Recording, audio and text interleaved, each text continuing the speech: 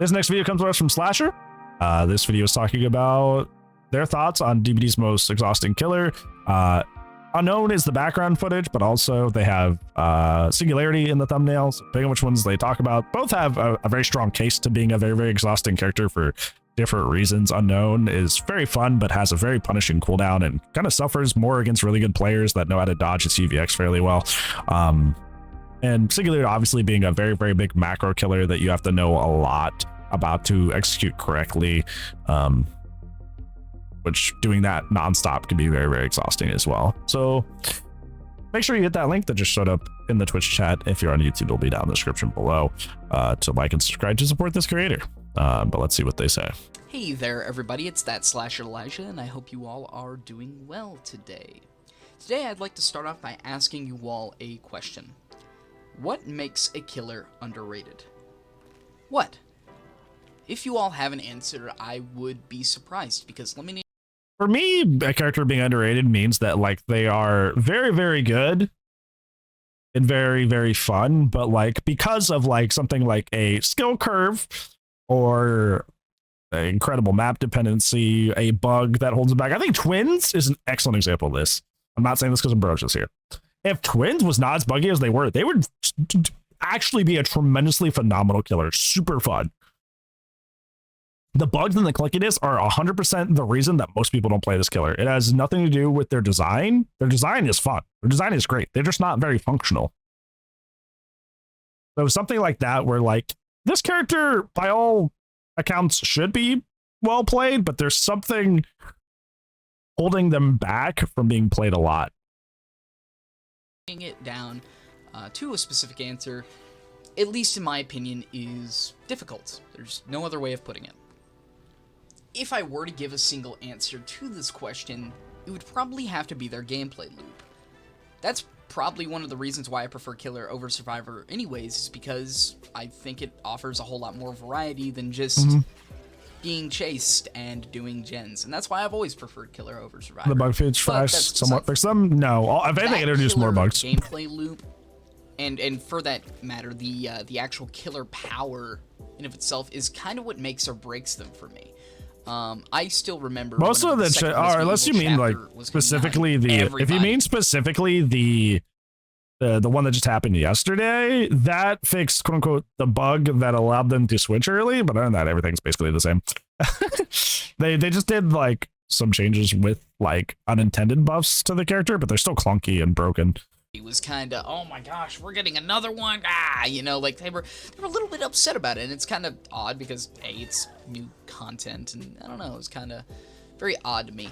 But as soon as Albert Wesker came to they still have an early switch bug. People were fucking obsessed. Hell, I think he still sits at one of, if not the like most picked killers in the entire game, just because his power is so damn fun. And plus he added voice lines in the game, which kind of became more and more common because of his chapter release, but that's besides the point. What I'd like to do is I'd like to show off two killers versus another two killers and kind of pitting them up together in sort of an overview of what makes them unique and why are some of these characters, while beloved, so weak, and why do others who, in my opinion, are less beloved so damn powerful to the point where they get consistent wins. The four killers that I'm going to be discussing today is going to be the Blight, the Nurse, the Singularity, and the Xenomorph, which I know they're very, once again, very different killers, so maybe it's not good of me to draw comparisons between the two of them, but I think that they are very fair. Like so I was recommending now. Soon see. First, I'd like to talk about probably our weakest of the bunch, that being the Singularity.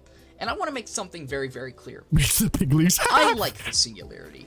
Oh, the Singulars. But I also believe that Singularity had all of the tools necessary to be nothing short of a pub stomper, you know?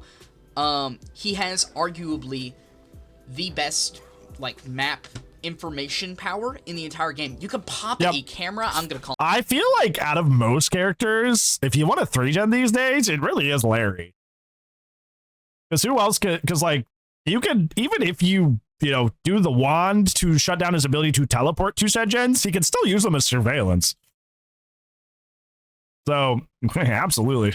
Call them camera, even though they're biopods. You can pop a camera down. Your area control could be really and devastating. You can just with that survey that entire part of the map while being on a complete opposite part of the map. All will succumb to my design. You can plot out your next move during that. That's besides the whole, you know, oh, I can basically infect you with something and teleport to you instantaneously. You know, that's not even leaving, or that is leaving that portion of the power. I can still remember whenever he first came out during the 7-year anniversary, and I would play nothing but the Singularity because he was unique. He was our first sci-fi killer. He wasn't human. I mean, he was made of, I guess, flesh parts. But that's completely besides the point. He was different. He added the flesh parts later, and that brought improved upon his design. Right. But I also remember during this time that despite him being fun and being new and bringing that variety, I would get bored. And the reason why I would get bored is because I would get those consistent wins, because people didn't know how to use that counterplay against him. I can recall the exact same thing with the other killer I'm going to be discussing today, the Xenomorph. Whenever the Xenomorph first came out, people still don't know how to use turrets correctly, and my head's about to explode. I need to stop putting so much time into my YouTube content, stop and finish the counterplay guide. Guys, holy moly, the character came out in August of last year, and people still don't put down turrets, don't put them in right places, don't put turrets right in front of control stations. Like,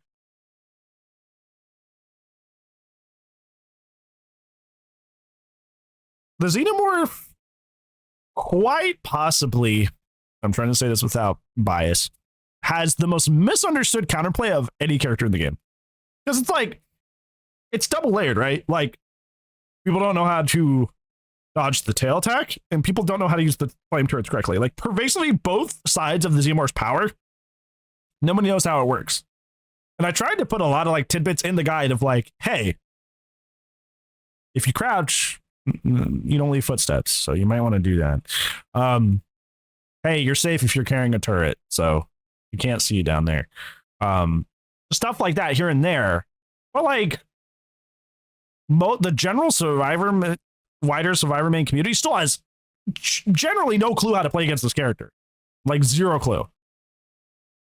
They place flame turrets directly in front of control stations.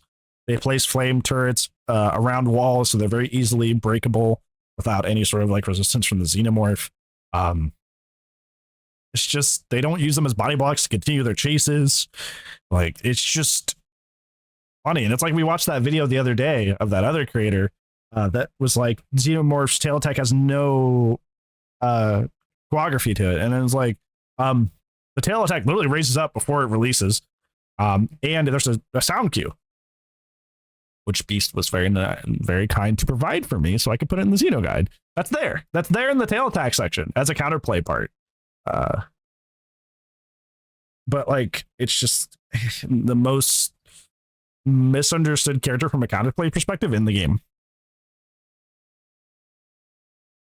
Like, there are other characters that like tapes for Sadako, when to and when not to cleanse against plague, but like pervasively the whole power, that's like Xenomorph, dude. That's ridiculous. Now in the PTB, sure, the tail cooldown was a little less than yeah, PTB Xenomorph was gnarly. But I remember people being like, "Oh shit, it's like Nemesis all over again." Except I could hit over stuff. You know what I mean? And I could drag it, and it's like a fishing line almost. But even then, consistent wins and good map pressure killers with strong anti-loop. That's what describes the both of these so damn well. So why exactly is their pick rate so low compared to, say, the Nurse? I'll tell you, because Xenomorph, everybody goes into that character expecting easy wins because they see Xenomorphs just zone and get hits for free, and they go, I want to do that. That seems fun. And then they realize to get the most out of the character, to play them at higher MMRs, you have to be good at the tail attack. And that's much more tremendously difficult than people give it credit for. Second, you have to deal with the turrets. You got to know how to counterplay the turrets as a Xenomorph. You got to break them the moment you see them. You got to know when you can and can't ignore them, when it's better to to just get the hit instead of dealing with it. There's a lot of complexity to that, which if only somebody wrote a nice little guide on what you should do in those situations. So it's like, somebody did that. But it's a lot more complex than people give it credit for. A lot more complex than people give it credit for. And that's just the tail attack. We're going to talk about the control stations. Can somebody tell me off the top of our heads, teacher time, what does the red X on the control station mean? Can anybody tell me in a short period of time without looking it up? All turrets in play, or you win. or what else? Yes, but there's another circumstance where it plays. Control station doesn't love me. If all turrets in play, it plays, but what else? It's more of an asterisk. Generally, it means that no turrets are able to be pulled out. So all turrets are not available. Yeah, there it is, on cooldown. So either all 4 turrets are currently in play, or all the turrets are out, but like maybe 1 or 2 of them are broken. Essentially, TLDR, you can no longer grab any, either because they're all out or because some are out, but some are broken. If you somehow run into a team that has all 4 together and you break them all and put them all on cooldown, good lord, are they using them wrong? But technically, yes. Will it be on the test tomorrow? Yes. But like Xenomorph, I see people that know of my guide, endorse my guide, talk about how great the guide is, who I notice still do not take advantage of the control station information that it gives you. If the control station is yellow, that means that somebody has grabbed a turret within the past 30 seconds, which means that both them and the turret are likely still around. I see so many people see that, don't even think twice about it. Don't even go check the area, not even to get rid of the turret. They just don't even notice. They don't even care. How many people I see the lit up and the blue and don't break the turret? This character is actually very deceptively very complex. And I think what happens is people pick up, like I said, they go against the Xenomorph in solo queue, and they just see the Xenomorph just do all that free zoning and crawler mode, and they're like, wow, this character's OP. And then they pick him up and they're like, wait, this is actually kind of hard. What the heck?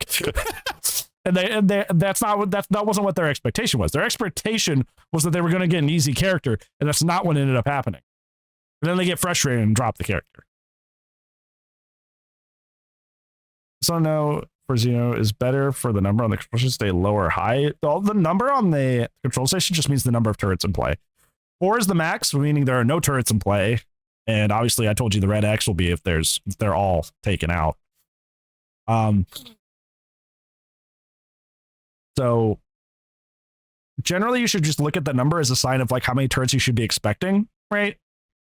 Also, how much early pressure do the survivors have? Because control stations are like 80% spawning near gens. They're supposed to, but that doesn't really work that way just because of the way like killer belongings spawn. But if you spawn and it's been like the first like 10 seconds of the match and you see like that number's already down to 2, that means survivors have spawned close to their objective. And you should expect at least 2 turrets in play whenever you go and actually find where they are. So use that information to your benefit to plan your macro game. To say the Blight, you know, 2 characters who have damn near the exact same thing in their kit, if not less. You know, the Blight now, after all of the nerfs, only has mobility going for it. The Nurse holds some minor good mobility, but still, objectively, what she has is an anti-loop power, as opposed to the Singularity, who has not only that turrets, either anti-loop power. Red X either means that all the turrets have been placed, or there's no more turrets to grab because they're on cooldown. As opposed to the Xenomorph, who also There's has a combination of both. Tremendous map control via its tunnels and that anti-loop power with its tail. Singularity currently sits at a 1.21%. By the way, both the yellow X and the red X will give you a cooldown letting you know. So like if you see the red X and there's no cooldown, that means all the turrets are up. If you see the red X and a cooldown, that means one or more have been destroyed and they're coming back. Pick rate. Xenomorph sits at only a slightly higher percentage of a 2.11%. Both of these characters, at least in my opinion, have a whole lot more going on in their kit as opposed to the Nurse and the Blight. Oh yeah, absolutely. You want to know the pick rate for those two? The Nurse sits at a 3.21% pick rate. Blight, which this shit fucking baffled me. Like I was kind of keeling over. I was starstruck, right?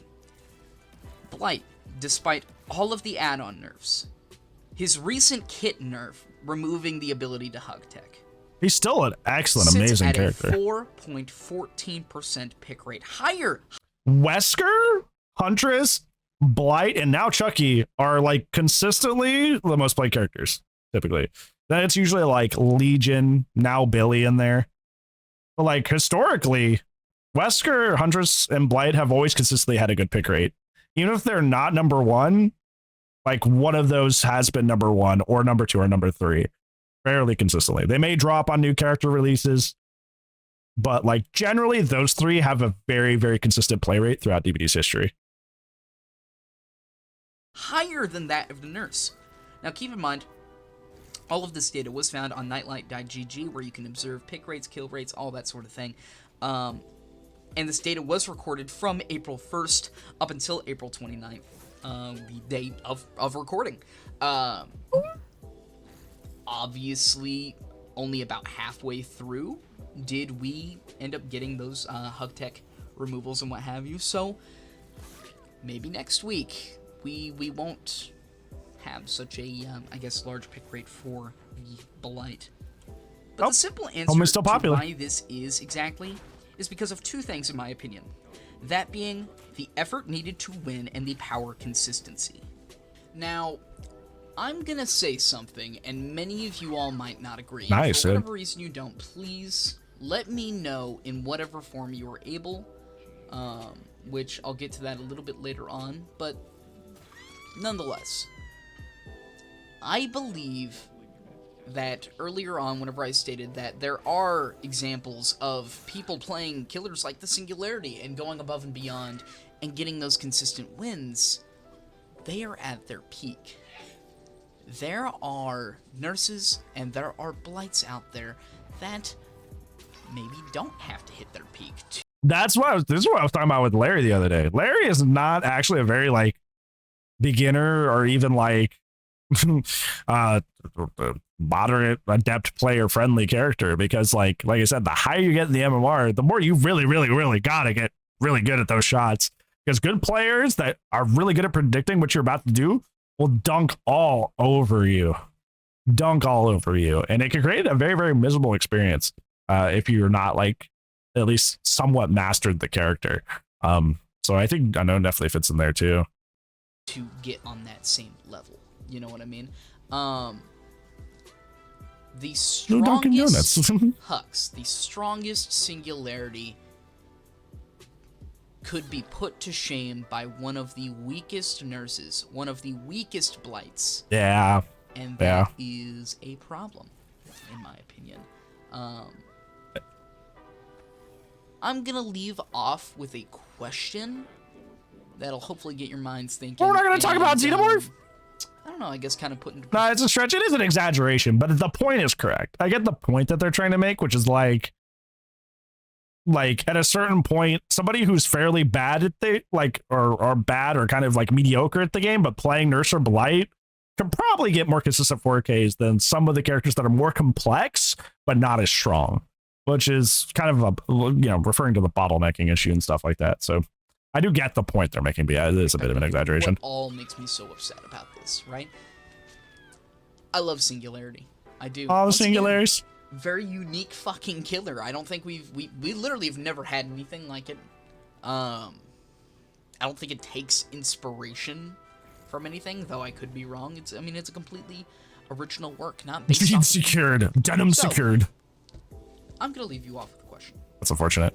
I'd be so mad in that situation. I have a killer where I have to constantly infect survivors to teleport to them via a setup that I have to manually put together myself, and hope that I have access to that survivor I am trying to infect, but have this infection the prediction shot that allows me to teleport to them constantly and consistently removed via an item that is easily accessible throughout the map.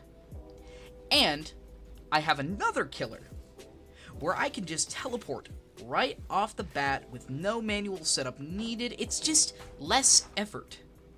Then what's the point of me going through all the stress and exhaustion of playing Killer A?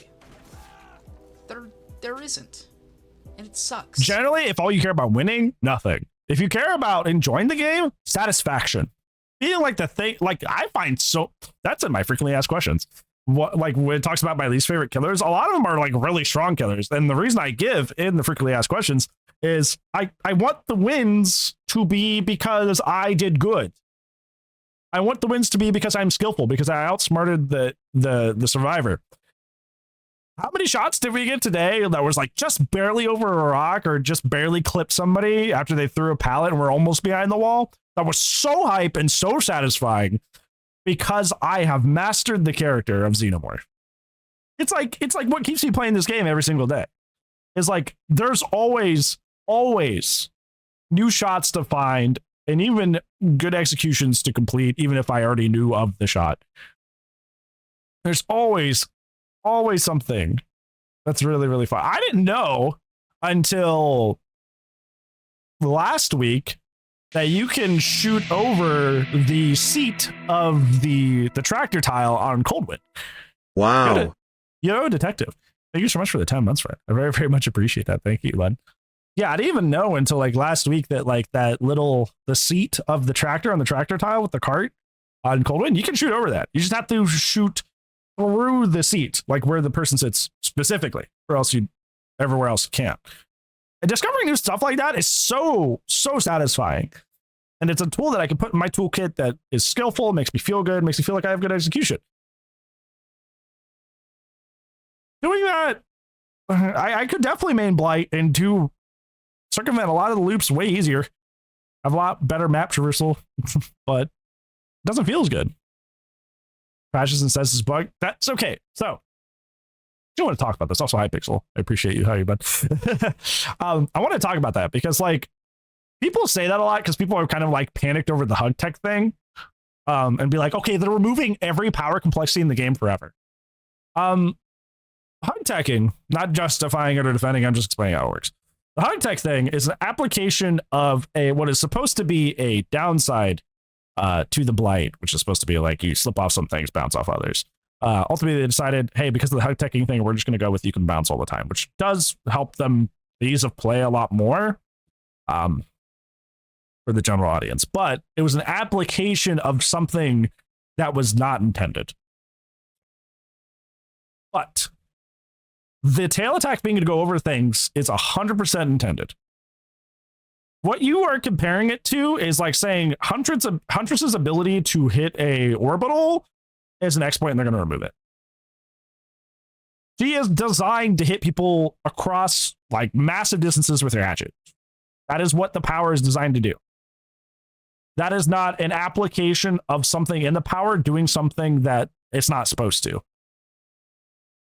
Blight was not designed to be able to slip off things. He just could because it was supposed to be like a punishment thing, something that was supposed to be a downside to the character that people found a way to use in their advantage. Blight was not designed to do that with the rushes. Projectiles are very, very much designed to go over and around objects. That is the purpose of their existence. So they're not going to remove, that would require them to remove the power entirely. Or just like completely rework it into something completely different. That's not just a tech that just,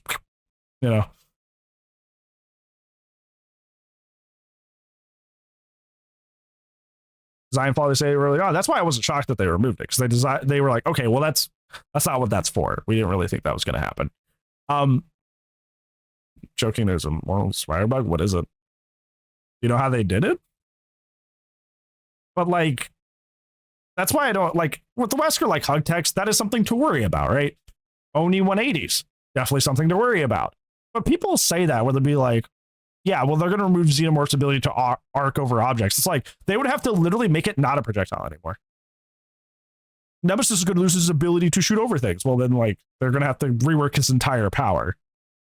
It's just kind of like, to me, not you specifically. I'm going to make that clear. Not you. But I'm saying just the general mentality that shows how little the Dead by Daylight community actually understands how the game works, but wants to police it as if they do. because that just doesn't work that way. You know, we could talk about whether we should we remove these things? Should we keep these things? That's a different conversation. But to say, oh, well, Huntress's orbitals are susceptible to that now too, or Xenomorph's arc shots are susceptible to that now too. It's like, no, because that is integral to how the power works, and they would have to completely rework like they would essentially have to partially make a new killer, right? Make a new killer power to replace that. So that's that's something that like you didn't do anything. You didn't say anything, but like you introduced a thought process that a lot of the community has, that if they understood the game more, they would know that like, okay, Wesker Hunt Tech I should probably potentially be worried about, but orbitals aren't going away, arc shots aren't going away, because that would require them to really like make a new power that can't function that way. It's not just okay, well, let's improve the bounce logic, right? They would have to like rework the power.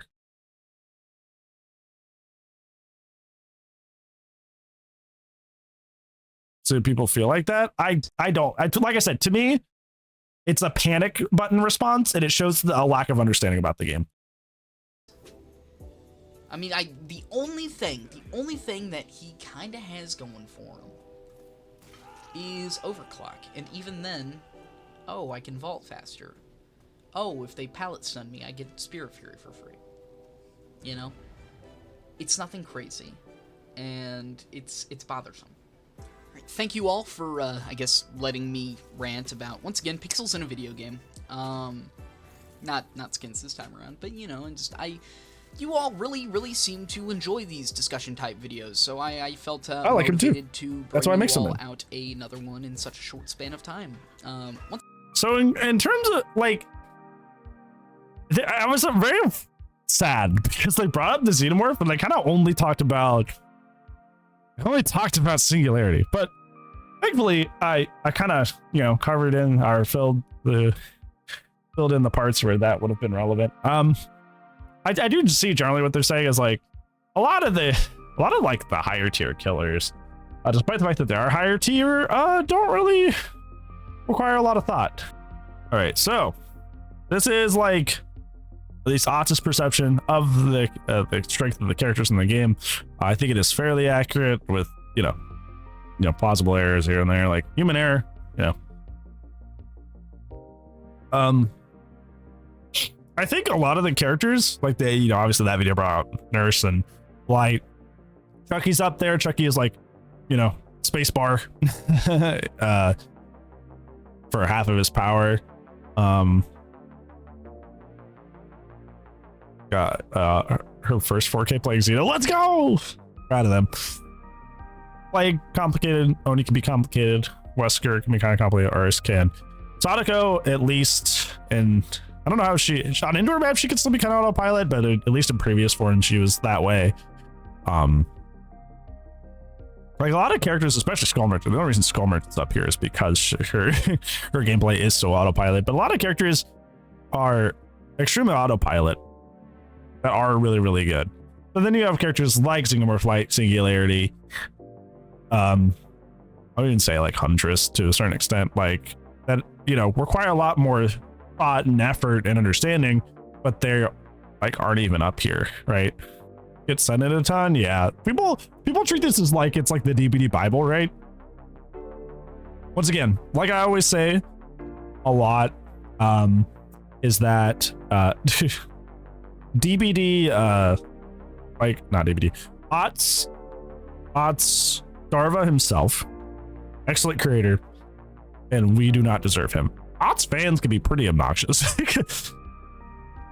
That's not the end all be all. Obviously, Billy after his buff goes way up here, but yeah, it's like point being is a lot of characters that have require a lot less effort than like other characters like Singularity down here are better picks, and that does suck. And that's kind of generally the point that the video is trying to make, because like if I take my character, which I don't have the game open right now, if I have my character, the Xenomorph, right, like 9 times out of 10, I'd rather be Chucky. Besides like the control stations and the tunnels, which are pretty nice, 9 times out of 10, I'd rather be Chucky. Sure, sometimes I can hit somebody over a pallet quicker than I can scamper and get the M1. But the slice and dice is such an excellent anti-chase tool that I would be able to apply that in more situations more versatily than I would be able to the Xenomorph's M2. Also, Scamper does, shut down God pallet drops from super far away, whereas like Xenomorph, like if you drop a God pallet like outside the 4.8 meters of their range of their attack, you kind of can't do anything. There's kind of like nothing they can do there. So it's just like, I don't know, man. Weird collision registration? Yeah, you can literally slip and slide off of things. Like realistically, like if I really wanted to only win, I would kind of not be playing Xenomorph. I should ideally be playing like up here. Although I don't think I would, honestly, I think it's a bottleneck problem and not a reverse problem, you know? Like I wouldn't want Xenomorph to be buffed because they're complex. I would just want these characters to be more in line with my characters. Does that make sense? Like, I don't want my character to be buffed as a reward for being complex. I just want the bottleneck to not be a thing. This is 7.50. Did he just not have time to test it? Because this is 7.4. Okay, that's where the disconnect is. So the image is 7.40. The video 7.50. Okay, that makes a little bit more sense. Yeah. And it's putting him up at fucking like second best character in the game over Blight now, which is crazy. That is very high, I think. Sadako got a huge down. Yeah, Sadako is on indoor maps, she's still very obnoxious, but like outside of that, no. Yeah. Point being, I think that these killers should be brought more in line with like Singularity and Xenomorph and not like have these two buffed just because they're more complex. I think they should just make them more in line with the others and stop the bottlenecking. That's all.